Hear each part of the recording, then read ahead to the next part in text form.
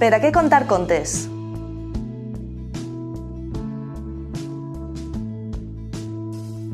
Els contes són una necessitat vital per als xiquets i les xiquetes.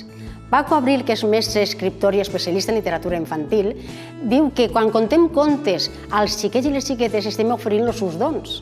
Quins són aquests dons? Primer, el do de l'afecte, el més important. Contar un conte és una prova d'amor. Els diem sense dir-lo seu que els contem un conte perquè els tenim en consideració, perquè els valorem, perquè els estimem. El do de l'aproximació a la realitat.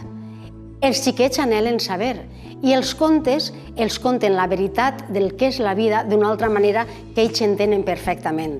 Allò important és la veritat de la que està impregnada la història dels contes. El do de la fugida. Els contes permeten alliberar-se de les tensions de la vida quotidiana, de les imposicions, de les normes. Donen ales per a volar al món de fantasia. El do del consol. Deia Kipling que les paraules són la droga més poderosa utilitzada per la humanitat. I els contes estan construïts amb paraules significatives per als xiquets i les xiquetes. El do de la identificació.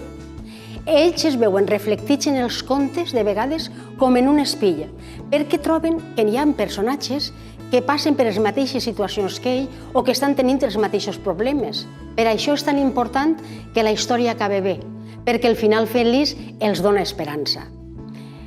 El do del coneixement. Els contes sempre generen preguntes i les preguntes són font de coneixement i d'aprenentatge. El do de la imaginació. La imaginació és la facultat mental sense la qual la humanitat no haguera eixit de l'estat animal. Tot allò que han creat els éssers humans és fruit de la imaginació. Per això Einstein una vegada va dir a una mare que volia que el seu fill fos científic que li contara molts contes, que li desenvolupara la seva imaginació. I, finalment, el do del desig lector. Si els oferim contes que els fascinen, desitjaran llegir quan sàpiguen fer-ho, perquè estaran segurs que trobaran en els llibres històries apassionants. Així que contem-los molts contes.